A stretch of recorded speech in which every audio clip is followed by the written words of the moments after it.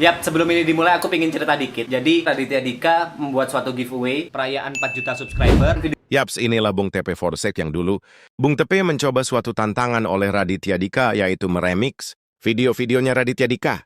Videonya berbentuk tantangan untuk membuat suatu video remake dari video-videonya Raditya Dika. Bung Tepe membuat video sekreatif dan terniat. Mungkin karena itu salah satu tantangan dari Raditya Dika. Dengan video yang menunjukkan keberagaman karya Raditya Dika. Kayak menulis, aktor, sutradara, stand-up komedi, karya-karya itu dimasukkan dalam satu frame video Bung Tepe. Aku beri judul video itu, Siapa Raditya Dika. Dan ya, Ini mendefinisikan diri gue itu Raditya Dika tuh ya begini video-videonya, which is dia kasih lihat yang melalui dia remake. Menurut gue ini kreatif banget, ini satu level di atas semuanya. Ini adalah TP46. Dengan jantung berdebar-debar mendengar pengumuman pemenang giveaway, akhirnya Bung Tepe lah pemenangnya. bisa berhenti deg-degan, Mas. Dengan di luar dugaan Bung Tepe, ternyata mobilnya harus dijemput sendiri ke lokasi Raditya Dika. Dan Raditya Dika nggak menyerahkan secara langsung ke aku. Bung Tepe akhirnya bergegas mempersiapkan barang-barang dan kebutuhannya untuk berangkat ke kediaman Raditya Dika. Celana, jaket, kaos, handuk, celana dalam. Tidak lupa, Bung Tepe juga berpamitan dengan sang istri dan orang tuanya. Jangan lupa di like semua, jangan lupa di komen semua, jangan lupa di share semua, dan jangan lupa di subscribe. Karena subscribe Anda menentukan masa depan kami yang ada di mobil semua. Akhirnya Bung Tepe sampai juga untuk mengambil hadiah mobilnya dari Raditya Dika. Kerennya Bung Tepe pada saat bikin video dia tahu kalau dia bakal menang. Bung Tepe benar-benar sangat percaya diri, itulah kunci kemenangan. Pada saat aku bikin video itu, waktu itu aku udah senyum-senyum sendiri. Karena merasa pasti menang. Wah, lo pede banget. Optimis boleh kan? Lo baru bikin video buat lomba dan lo udah mikirin kalau menang bakal bikin video apa? Pada saat skripnya, pada saat Betapa bikin yakin sekali diri lo. optimis, Harus optimis, gitu ya? ya. Harus gitu daripada minder? Ya, Ya, jadi kenapa judulnya Siapa Raditya Dika adalah untuk saat ini. Aku ingin bertanya ke Mas Raditya Dika, pertanyaan yang dari dulu aku pendam. Apa tuh? Siapa Raditya Dika? Siapa gue? Ya.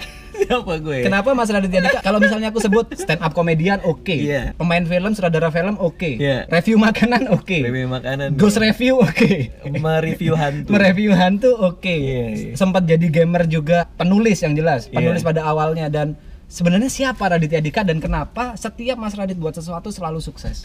Gak semua yang gue bikin sukses juga sih. Tapi kalau gue mendefinisikan diri gue siapa ya paling gue adalah seperti di KTP gue, wira swasta. Cuma kalau ada nanya lagi sebenarnya apa ya biasanya gue jawabnya juga penulis. Karena akar gue dari situ. Jadi gue bikin stand up comedy itu dari nulis, ya kan. Gue bikin film dari nulis skenario. Gue bikin buku dari menulis. Gue bikin YouTube juga ditulis. Jadi emang semua itu berdasarkan menulis. Jadi semua kontennya Mas Radit itu scripted, kecuali Ghost Review. Skripnya tuh dalam artian gue ngonsep gitu. Maksudnya Oh, nggak I see. verbatim ya. Verbatim tuh artinya kata per kata. Nggak nanti ngomong ini. Tapi gue konsep. Misalnya gue punya konsep bikin cerita tentang paranormal experience di rumah yang punya teman gue. Ya. Gue undang teman gue ke sini, terus gue tanyain lo mau cerita apa, habis itu kita shoot di atas. Cuman bahwa gue mau bikin apa itu gue nulis dulu, gue konsep dulu bahwa gue akan bikin ini. Gitu. By the way ini kayak nebeng boy tapi nggak jalan. Ini parkir TP. Apa itu parkir TP? Kayak nebeng boy tapi mobilnya tidak jalan. Oke, pertanyaan kedua, kenapa selalu sukses? Oke, kalau misalnya nggak selalu sukses, gimana ya? Gue pribadi ya, gue mungkin salah satu konten kreator yang agak istilah YouTuber lain agak cringe gitu ketika gue dibilang sukses gitu. Karena gue nggak ngerasa gitu. Maksudnya gue nggak ngerasa besar apa segala macam gitu. Jadi kayaknya kalau dibilang sukses gue nggak tahu takarannya kayak gimana juga. Tapi kalau apakah itu dilihat banyak orang menikmati, ya jawabannya paling karena gue menikmati apa yang gue bikin, sehingga orang yang seleranya sama kayak gue juga bisa ikut nikmatin. Dalam artian gini, misalnya gue bikin stand up comedy nih, gue tuh harus senang dulu sama yang gue bikin. Jadi gue kalau pas lagi nulis stand up comedy gue harus ketawa dulu, karena kalau gue ketawa orang lain yang seleranya komedinya sama kayak gue juga bisa ketawa. berarti Mas Radit memposisikan diri sebagai penonton. Ya sebagai penikmatnya. Sebagai penikmatnya, menulis sambil memposisikan diri sebagai penikmatnya, Iya. sebagai viewernya. Iya, Oke. sama kayak gue bikin Paranormal Experience nih, Rumah Eyang. Gue syuting di atas itu 1,5 jam nggak diedit. Ketika editor gue nanya, ini gue edit nggak bang? Kalau gue pribadi, gue dengerin percakapannya tanpa diedit, malah gue seneng gitu daripada diedit-edit. Dan banyak yang seneng dengan tidak diedit, ternyata gue jembreng kayak gitu doang. Menjawab pertanyaan tadi, kenapa banyak yang nikmatin? Karena gue happy ngelakuin nih. Karena kebanyakan YouTuber sekarang tuh nebak-nebak, kayaknya kalau gue bikin konten ini rame, ternyata gak ada yang suka. Jadi terjawab. Kalau aku pribadi terjawab. Siapa Raditya Dika? Siapa tuh? Menurutku Raditya Dika itu orang biasa Iya. yang menikmati karyanya. Wih, keren. Itu quote to live by itu. Iya, karena kalau aku melihat orang lain ingin menjadi, sorry to say, kayak ada si A nih, Iya. ingin jadi kayak Arab, ingin jadi kayak siapapun. Tapi kalau Mas Radit nggak ingin jadi siapa-siapa. Mas Radit ingin jadi Raditya Dika yang menikmati karyanya Mas Radit sendiri. Ini menarik lagi nih. Ini ada teori lagi nih. Menurut gua, perjalanan seorang kreator adalah perjalanan seorang peniru. Ketika lo awal-awal mulai, lo akan menirukan orang yang lo seneng. Benar. Tapi kalau lo menirukan cuman, jadi kunci untuk jadi orang sukses menurut gua, untuk jadi kreator yang baik adalah punya banyak orang yang lo tiru.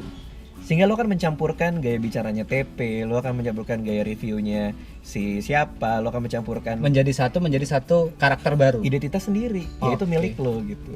Jadi tidak apa-apa kalau lo menjadi orang lain dulu sebelum lo menemukan diri lo sendiri melalui perjalanan lo sebagai seorang penikmat. Aku ada satu yang ingat dari Mas Radit bahwa ini agak serius banget. Jadi Mas Radit waktu bilang gimana caranya sukses, Mas Radit bilang jangan kerjakan semuanya sendirian. Oh ya, ini menarik juga. Jadi ya kan ceritanya lo habis menang Wuling Iya, nih ya. Terus kita kontek-kontekan, terus ketemu di Citos ya. Iya. Satu hal yang gue bilang adalah jangan semuanya kerjain sendirian. Ini menarik Betul. banget. Karena menurut gue kebanyakan orang tuh nggak bisa berkembang karena mereka merasa dirinya yang paling pintar buat ngerjain itu. Jadi masalah kepercayaan. Kalau bukan gue yang ngerjain skripnya pasti nggak bagus. Kalau bukan gue yang ngedit pasti jelek. Karena selera gue tuh gue tahu banget. Nah biasanya orang akan mentok gara-gara dia merasa dirinya yang paling Bisa oke. semuanya. Bisa semuanya. I see, I know. Nah, poin penting dalam berkarya adalah delegasi. Jadi lo harus tahu kapan lo ngasih tugas ke orang. Karena gue selalu percaya orang yang lebih pintar dari gue banyak. Jadi cuma tinggal masalah gue mau pekerjakan orang yang lebih pintar. Gitu.